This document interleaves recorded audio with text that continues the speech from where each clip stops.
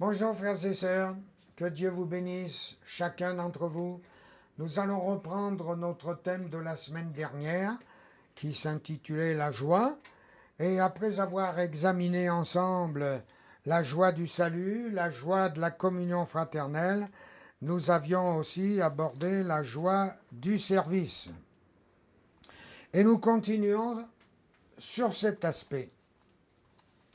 Parfois, des chrétiens me disent « Frère, je ne sais pas ce que je pourrais ou devrais faire pour Dieu. » Pourtant, ce n'est pas difficile, puisque nous avons lu la semaine dernière que Dieu a préparé d'avance, s'il vous plaît, des œuvres afin que nous les pratiquions. Et ce que tout racheté et disciple de Christ peut et doit faire envers toute créature qu'il côtoie, c'est déjà vivre l'ordre que le Seigneur Jésus a donné à ce pauvre possédé de Gadara, mais qui venait d'expérimenter la puissance glorieuse de Jésus-Christ par sa délivrance et par une vie nouvelle. Et nous lisons dans Luc au chapitre 8 et au verset 39, Luc chapitre 8 verset 39, Jésus dit « raconte », c'est-à-dire proclame, sans crainte, tout ce que Dieu t'a fait. Voilà, c'est tout simple de dire ce que Dieu a fait pour nous.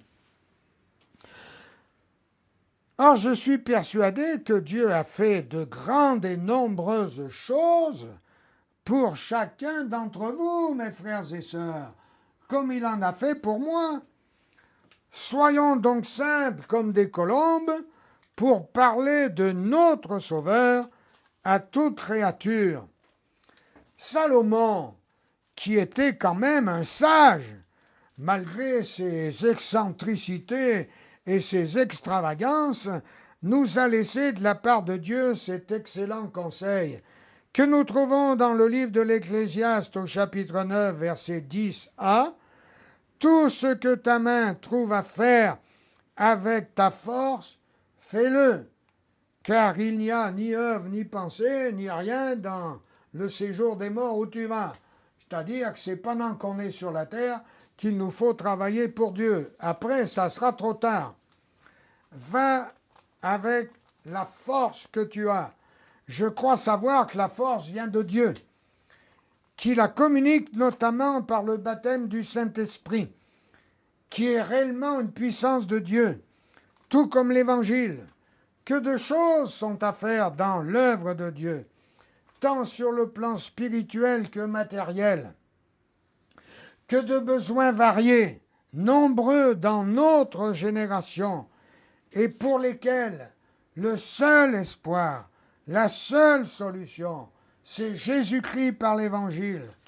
Or, la puissance qui engendre l'efficacité n'est pas et ne doit pas être un luxe pour nous chrétiens, un luxe qui dépasse nos moyens et nos possibilités, puisque Dieu déclare dans le psaume 68, verset 29, « Ton Dieu ordonne que tu sois puissant. » Ton Dieu ordonne.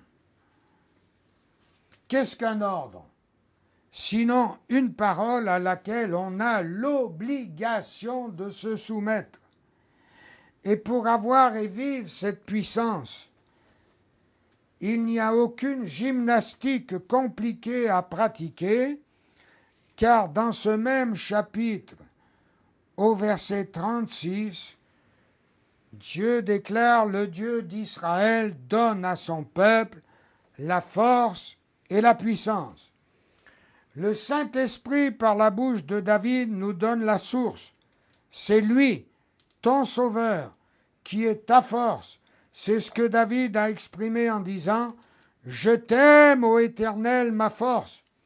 Mais sa vie était une démonstration de sa confession de foi.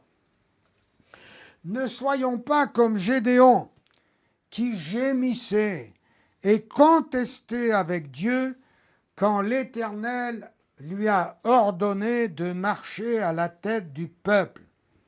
Livre des Juges, chapitre 6, versets 13 à 15. Et je vous le dis comme ça s'est passé.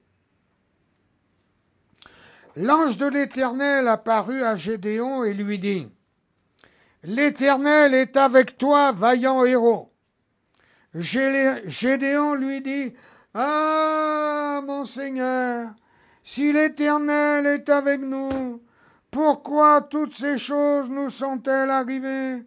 Et où sont tous ces prodiges que nos pères nous racontent quand ils disent, l'Éternel ne nous a-t-il pas fait monter hors d'Égypte?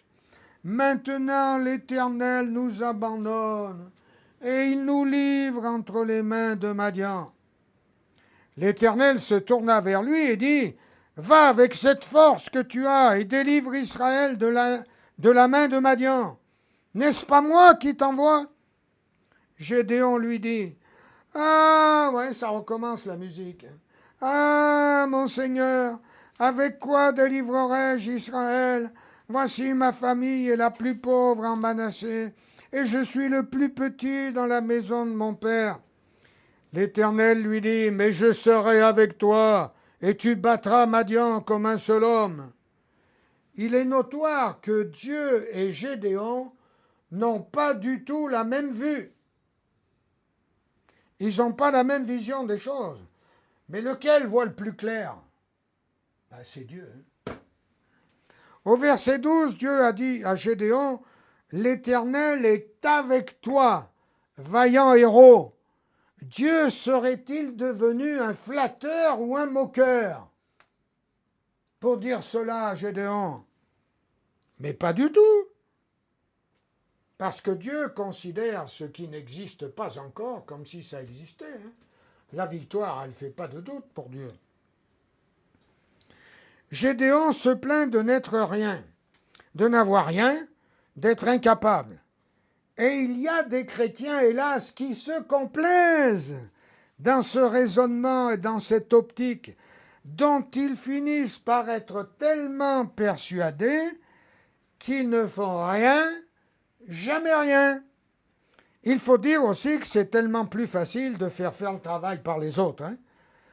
Moïse aussi a eu un peu cette réaction au début, quand il dira à l'Éternel, « Envoie qui tu voudras. » Moi, je ne suis pas compétent. Bon, finalement, Dieu dira à Gédéon, au verset 14, « Va avec cette force que tu as, et non pas que tu auras, que je te donnerai plus tard, mais que tu as déjà. Souvenons-nous qu'il y a plus de bonheur, de joie à donner qu'à recevoir. Or, nous sommes les messagers de la grâce, les témoins de Jésus-Christ, les porteurs de l'eau de la vie, et c'est une grande joie que de rendre témoignage à une âme perdue, de se pencher sur ceux qui souffrent et de participer à la construction de l'édifice des pierres vivantes de la maison de Dieu. Quelle joie! Vivons cela, frères et sœurs, en servant le Seigneur et Sauveur Jésus-Christ. Amen. Maintenant, dernier point, nous lisons la joie des épreuves. Jacques, chapitre 1er, versets 2 à 4. Mes frères, regardez comme un sujet de joie complète les diverses épreuves auxquelles vous pouvez être exposés, sachant que l'épreuve de votre foi produit la patience, mais il faut que la patience accomplisse parfaitement son œuvre, afin que vous soyez parfaits et accomplis, sans faillir en rien. Quelqu'un dira peut-être, frère Bazin, là, vous exagérez. Vous n'avez certainement jamais souffert pour parler ainsi. Regardez comme un sujet de joie complète les épreuves. Mais d'abord, ce n'est pas moi qui le dis, c'est Dieu qui dit cela. Ensuite, vous ne connaissez pas ma vie d'épreuves, de souffrances, et très nombreuses et variées. Et si je vous la racontais, peut-être que plusieurs s'en iraient en courant. Dieu dans l'Ancien Testament, Jésus dans le Nouveau, n'ont jamais promis à qui que ce soit une vie chrétienne sans épreuve. Au contraire, dès la Genèse, Dieu mit Abraham à l'épreuve, nous dit le livre de la Genèse, chapitre 22, versets 1 et 2. Prends ton fils, ton unique, celui que tu aimes, Isaac, va-t'en au pays de Morija, et là offre-le en holocauste sur l'une des montagnes que je te dirai. Au désert, Dieu mit aussi plusieurs fois son peuple à l'épreuve pour savoir, dit l'Écriture, si ses enfants l'aimaient de tout leur cœur et de toute leur âme. Dans le Nouveau Testament, nous lisons deux textes importants faisant partie intégrante de la saine doctrine. Jean chapitre 16, verset 33. Je vous ai dit ces choses afin que vous ayez la paix en moi. Vous aurez des tribulations dans le monde, mais prenez courage, j'ai vaincu le monde.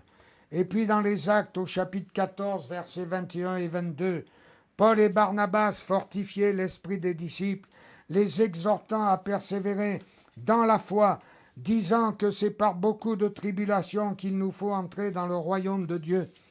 Aimez Dieu, chantez des cantiques, criez Alléluia, tapez des mains quand tout va bien, et quand tout baigne dans l'huile, c'est aussi à la portée de n'importe quel incrédule. Mais demeurez ferme et inébranlable dans la foi. Quand tout va mal, seul un chrétien, une chrétienne qui marche avec Dieu et a compris sa souveraineté absolue peut le manifester.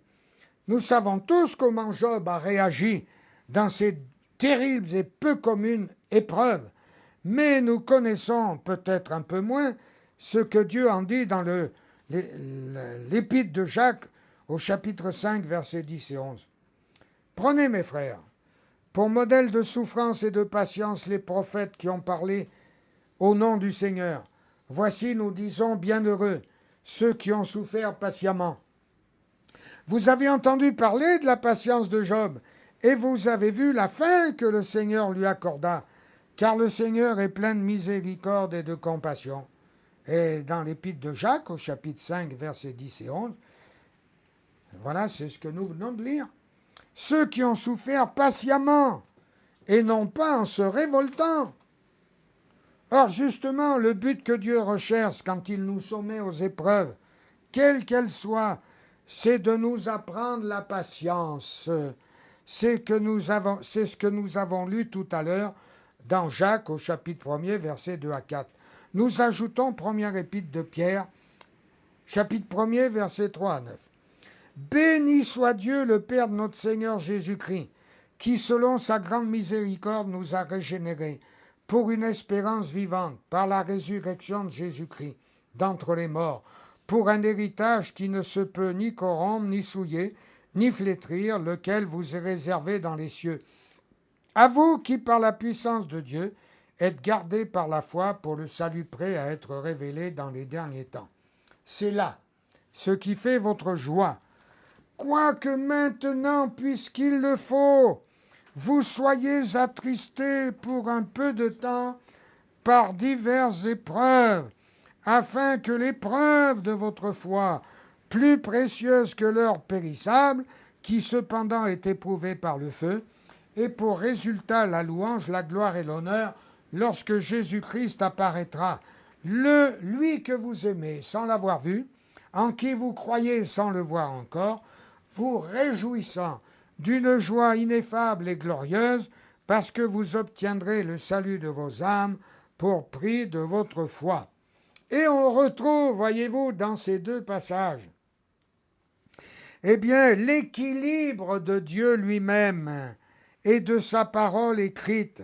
En effet, si d'un côté, dans Jacques, il nous est demandé de regarder comme un sujet de joie complète les diverses épreuves auxquelles nous pouvons être exposés, eh bien, d'un autre côté, Dieu admet et comprend que nous en soyons attristés. Pour un peu de temps, la peine, le chagrin, les larmes sont des réactions normales dans nos épreuves. Dieu a pleuré parce que Lazare était mort. Jésus a pleuré parce que Lazare était mort. Dieu nous invite à considérer, à comprendre et à croire qu'il est vraiment au courant, qu'il est aux commandes de notre barque, qu'il est dans le coup. Et si à ce moment-là, au lieu de geindre et de murmurer comme Gédéon, nous proclamons par la foi sa souveraineté, sa seigneurie, sa maîtrise totale de la situation difficile que nous vivons, alors nous allons être réellement heureux et nous allons pouvoir vivre les promesses formelles contenues dans Philippiens 4.4. Réjouissez-vous toujours dans le Seigneur. Je le répète, réjouissez-vous. Ne vous inquiétez de rien.